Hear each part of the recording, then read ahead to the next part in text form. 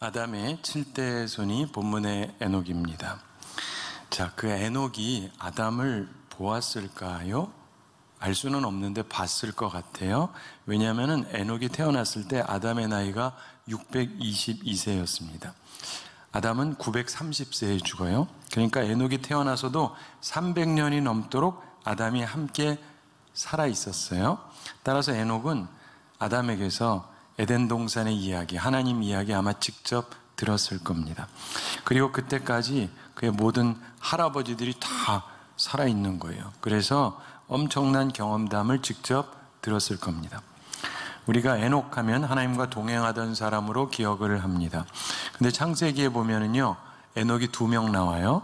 한 명은 살인자 가인의 아들인데 에녹이 있어요.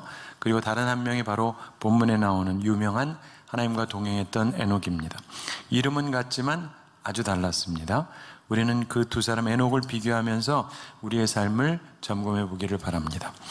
우선 가인의 아들 에녹에 대해서 먼저 살펴보겠습니다. 창세기 4장에 그의 이야기가 간단하게 나옵니다.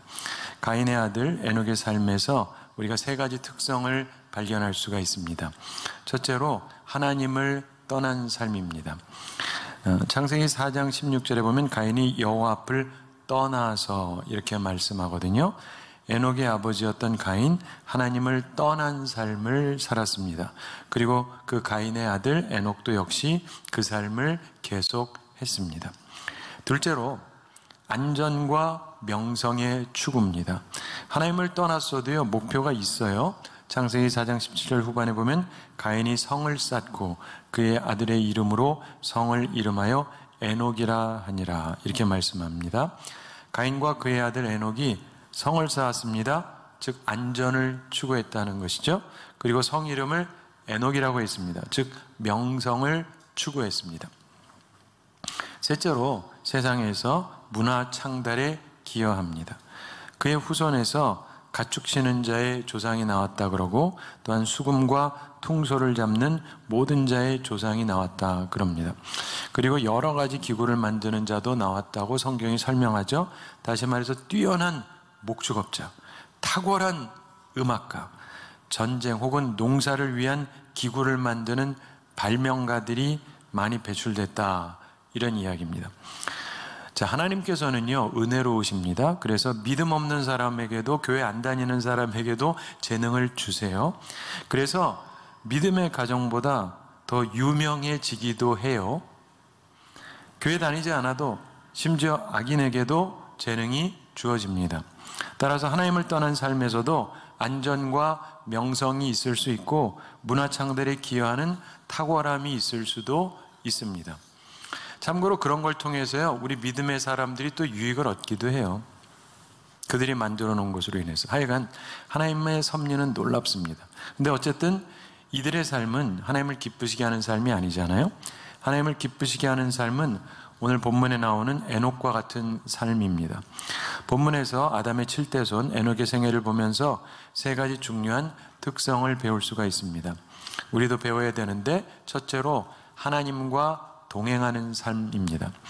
우리가 본받아야 돼요. 하나님과 동행해야 됩니다. 본문 21절, 22절에서 에녹은 65세에 무드셀라를 낳았고 무드셀라를 낳은 후 300년을 하나님과 동행하며 자녀를 낳았으며, 이렇게 말씀합니다. 300년을 하나님과 동행했다라고 말씀하는데, 동행이라고 하는 것은 길을 같이 간다, 이런 뜻이지 않습니까? 결국 방향이 같은 거예요. 목표가 같은 거예요. 그리고 가는 시점도 같은 겁니다. 우리 모두 그러한 삶을 살아야 하는 것입니다. 둘째 중요한 특성은 하나님의 인도하심이에요. 본문 24절에서 에녹이 하나님과 동행하더니 하나님이 그를 데려가심으로, 이렇게 말씀하죠. 하나님께서 에녹의 삶을 인도하셨습니다. 특별히 하나님이 그를 데려가셨다, 이 말은 엘리야가 승천할 때 쓰여진 단어랑 같은 단어예요. 에녹이 죽지 않고 하늘로 승천했다는 것을 말합니다. 이 말은 근본적으로 하나님께서 인도하심을 체험하는 인생을 항상 살았다, 이런 얘기죠. 셋째, 에녹의 특성은 천국의 삶입니다. 본문 24절에 보면 에녹이 하나님과 동행하더니 하나님이 그를 데려가심으로 세상에 있지 아니하더라. 언젠가 천국에 대해서 말씀 나누겠습니다만 천국은 참 좋은 곳입니다. 에녹은 그런데 죽음도 보지 않고 천국의 삶으로 곧장 들어갔어요. 모든 사람이 죽는데 그만 예외였습니다. 이후에 엘리야도 그랬고, 자, 그런데 왜 그는 그런 예외적인 복을 받은 것일까요? 뭐 알 수는 없지만 그에게는 다른 사람과 다른 독특한 부분이 몇 가지 있었어요. 세 가지 독특한 면이 있습니다. 우리도 참고하고 따라야 될 부분입니다. 첫째로 그가 하나님과 동행하게 된 계기를 보세요. 아들 무드셀라를 낳은 후에 하나님과 동행하게 되었다. 이렇게 22절에서 설명합니다. 저도 아들 낳아봤는데요. 아이 낳아보신 분들 잠깐 생각해 보십시오. 아이 낳으면은요, 대부분 현실을 생각해요. 육적인 사람이 되기가 쉽습니다. 그런데 에녹은 달랐어요. 오히려 아들을 낳으면서 하나님과 동행했다. 아들 버렸다는 얘기 아니에요. 근데 그러면서 오히려 하나님과 동행했다. 참으로 뭔가 다른 사람이에요. 둘째로 그의 하나님과의 동행 과정을 보십시오. 22절 후반에 보시면 300년을 하나님과 동행하며 자녀를 낳았으며 이렇게 말씀합니다. 하나님과 동행하며 뭘 했다고요? 자녀를 낳았대요. 하나님과 동행하며 자녀를 낳았다. 여러분, 아이는 자연히 생기죠? 자연히 생겨요? 그냥 어느 날 보면 생겨 있습니까? 부부가 사랑을 해야 생기잖아요. 무슨 말이냐? 육적인 삶에도 사랑이 넘치는 삶을 살았다는 거예요. 하나님과 동행한다는 건 소위 영적인 것만이 아니에요. 동행하면 참된 영적인 사람은 땅에서도 행복하다. 이게 성경 말씀이에요. 하나님과 동행한다는 건 행복한 거예요. 세 번째로 에녹의 하나님과의 동행의 시간, 그 길이를 보세요. 그가 300년을 하나님과 동행했다. 이렇게 22절에서 말씀합니다. 여러분, 주님 만난 체험이 있는 사람 많아요. 그런데 그 첫 사랑의 불을 유지하는 사람은 그리 많지가 않습니다. 에녹은요, 300년 동안 사랑의 불을 유지했다는 거예요. 주님과의 사랑이 계속되는 사람, 바로 그런 사람이었어요. 주님께서 죽음을 보지 않고 천국으로 데려가셨습니다. 사랑하는 성도 여러분, 하나님과 동행하는 것, 항상 동행하는 것, 이게 복입니다. 그것이 우리의 영에게, 육에게 전부 복이 되는 거예요. 가정에도 행복이 있게 합니다. 온전한 영육의 은총을 받게 되는 것입니다. 바라기는 에녹을 본받아서 하나님과 동행하는 삶을 살아가는 우리 모두가 되기를 바랍니다. 자, 이제 신약 본문에서 우리 주 되신 예수님과 동행하는 것, 제자로서의 삶에 대해서 생각해 보려고 합니다. 오늘 신약 본문 말씀은 예수님께서 오병이어 보리떡 5개와 물고기 2마리 가지시고 5,000명을 먹이셨던 사건입니다. 특이한 점은요, 사람들이 예수님을 왕으로 삼으려고 했다는 것입니다. 이건 요한복음에만 나오는 설명이에요. 요한복음 6장 15절에 그러므로 예수께서 그들이 와서 자기를 억지로 붙들어 임금으로 삼으려는 줄을 아시고 다시 혼자 산으로 떠나가시니라, 이렇게 말씀해요. 여러분, 요즘 대통령 선거 때 사람들이 경제 문제에 도움될 사람을 뽑으려고 하죠. 당시 사람들이요, 예수님을 그 당시의 왕, 오늘날의 대통령감이다 이렇게 본 거예요. 왜냐하면 문제를 순식간에 해결하니까 먹을 걱정이 없는 거예요. 이분만 우리를 인도해 주면. 그런데 예수님이 원하지 않으셨다는 거예요. 그 다음날 사람들이 예수님을 찾아왔습니다. 그랬더니 예수님께서 자신을 생명의 떡이다 이렇게 말씀을 하세요.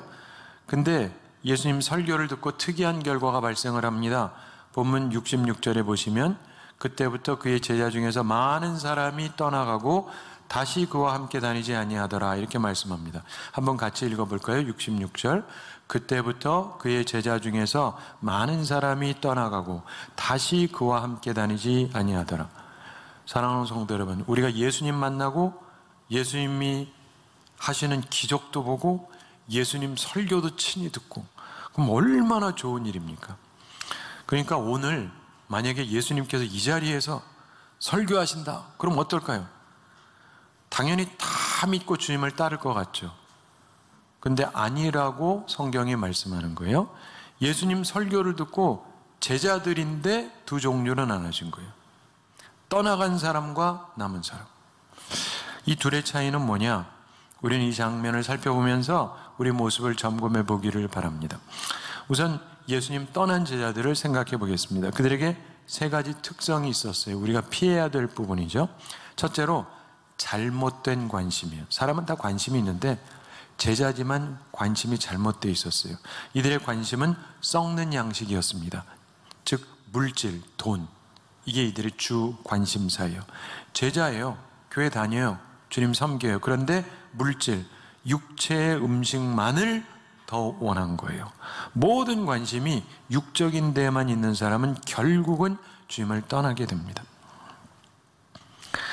옛날에 한 남자에게 두 명의 아내가 있었습니다. 한 아내는 남편보다 나이가 많았어요. 그리고 다른 아내는 남편보다 나이가 적었습니다. 근데 두 아내 다 남편이 자기랑 좀 나이가 비슷해 보이기를 원했어요. 근데 남편이 나이가 드니까 이제 흰머리가 생기잖아요. 근데 젊은 아내는 남편이 흰머리가 생기는 게 싫어요. 그래서 머리를 빗겨주면서 흰머리를 뽑았습니다. 근데 반면에 나이 많은 아내는요, 남편에게 흰머리가 생기니까 기분이 좋아요. 그래가지고 남편 머리 만지면서 가능한 대로 검은 머리를 뽑았습니다. 어떻게 됐겠습니까? 뭐 뻔하죠. 뭐 시간 차지 뭐. 얼마 지나지 않아서 이 남자는 완전히 대머리가 됐답니다.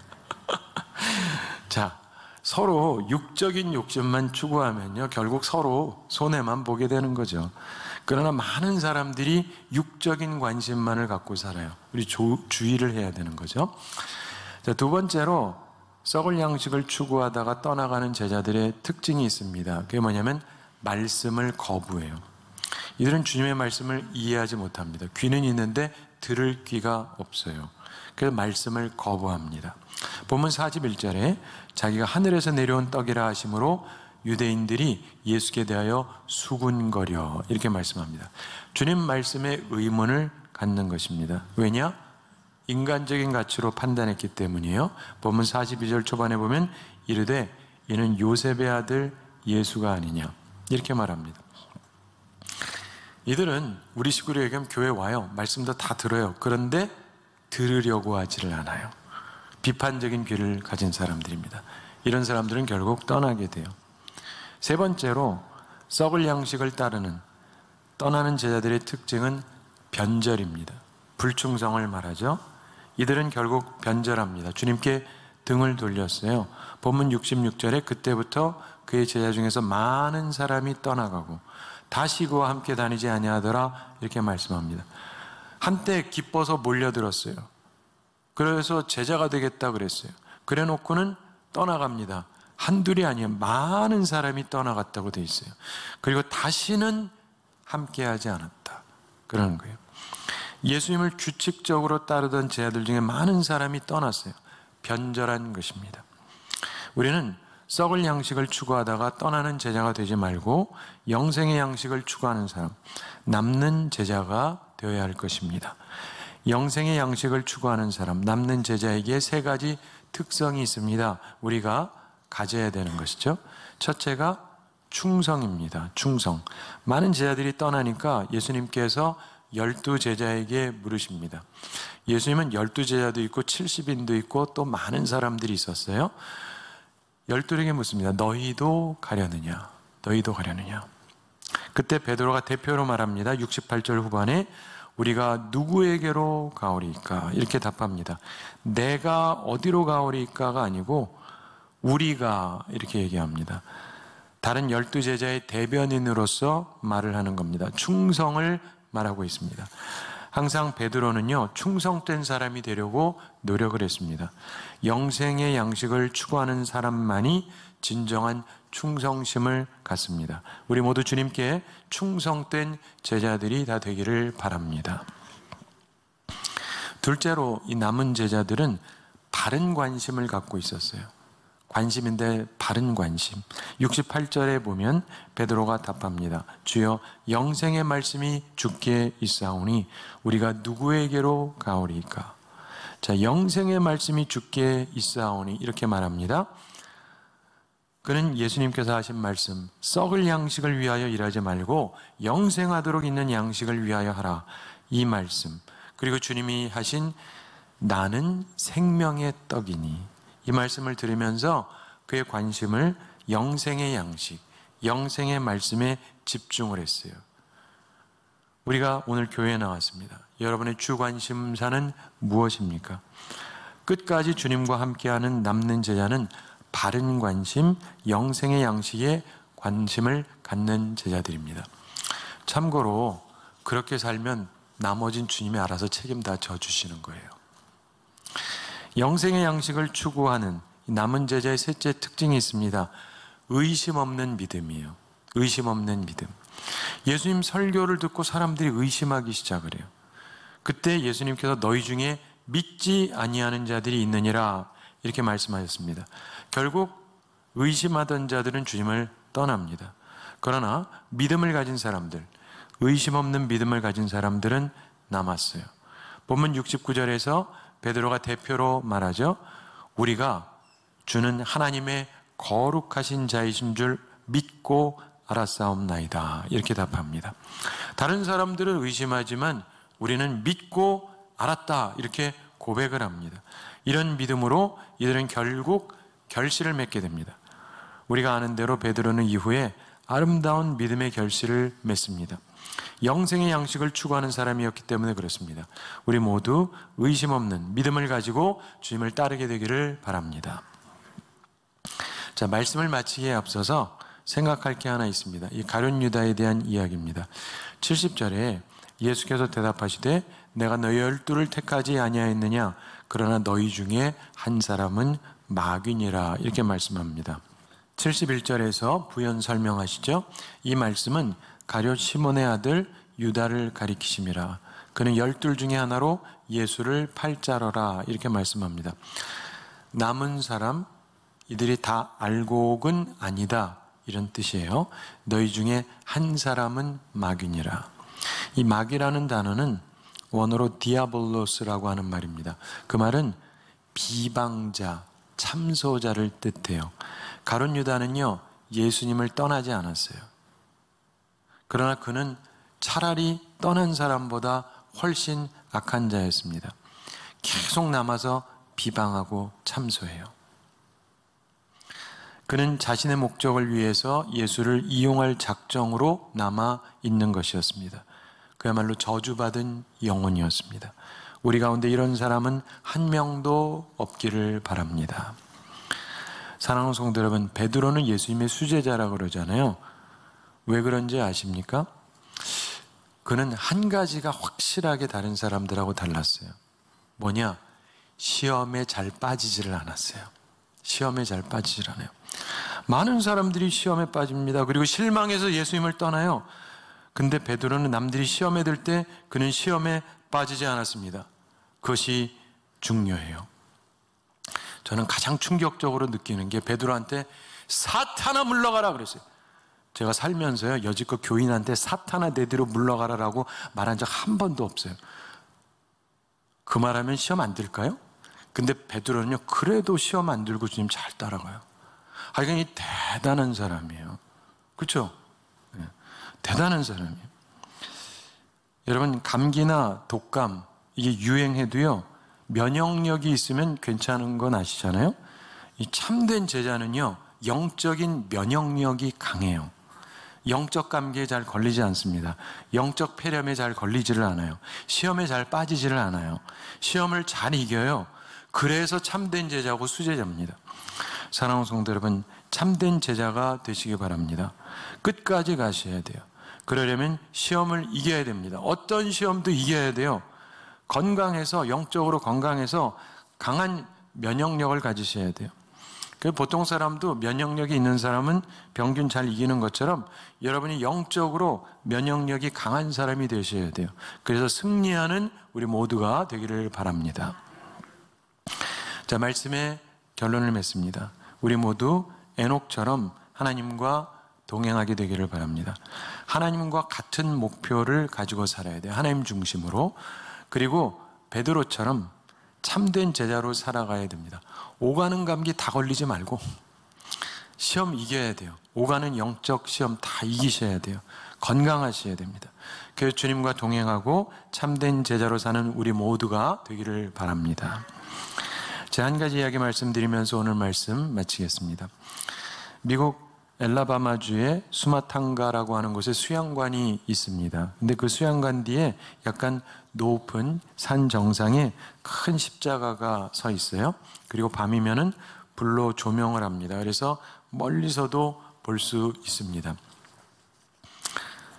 그 알라바마주가 유명한 이 삼중고로 유명했던 헬렌 켈러가 있던 곳이에요. 근데 어쨌든 어느 날 밤 한 사람이 캠프장의 책임자를 찾아와가지고 그 산 위에 있는 십자가까지 좀 데려다 달라고 부탁을 합니다. 밤중 길이라 위험하지만 그 사람이 하도 진지하게 부탁을 해서 그러자 그러고 이제 차를 타고 함께 올라갔습니다. 가는 길에 그 사람이 왜 십자가로 가는지 설명을 해줘요. 이런 얘기를 합니다. 전날 저녁에 그가 사는 게 너무 피곤해서 현실이 너무 복잡한 거예요. 그래가지고 단발 비행기를 조종해가지고 아틀란타에서 버밍햄으로 가는 비행을 떠났습니다. 죽고 싶은 마음도 있어서 꼭 죽으려는 건 아니고 죽어도 상관없다 뭐 이런 마음이 있어서 일기가 나빠요. 그런데도 그냥 떠난 거예요. 비행하다가 갑자기 눈보라를 만났습니다. 근데 대단히 크고 강한 눈보라였습니다. 근데 갑자기 살고 싶어졌대요. 갑자기 살고 싶어졌대요. 위험에 빠진 그가 구조 요청 무전을 쳤습니다. 근데 문제는 현재 자기 위치를 모른다는 거예요. 뭘 알아야 어떻게 해줄 텐데.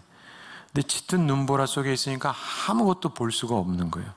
그런데 그때 갑자기 앞에 환하게 빛나는 십자가가 나타나더랍니다. 처음에는 자기가 환상을 보나 이렇게 생각했대요. 헛게 보이나.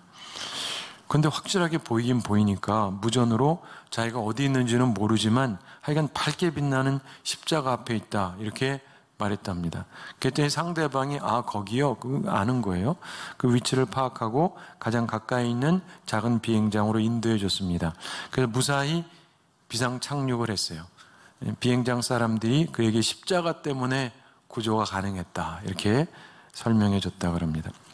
자, 그 얘기를 듣고 이 캠프 책임자하고 이 사람이 이제 십자가에 드디어 도착을 했습니다. 차에서 내린 그 사람이 십자가에 가서 꿇어 엎드렸습니다. 그리고 울면서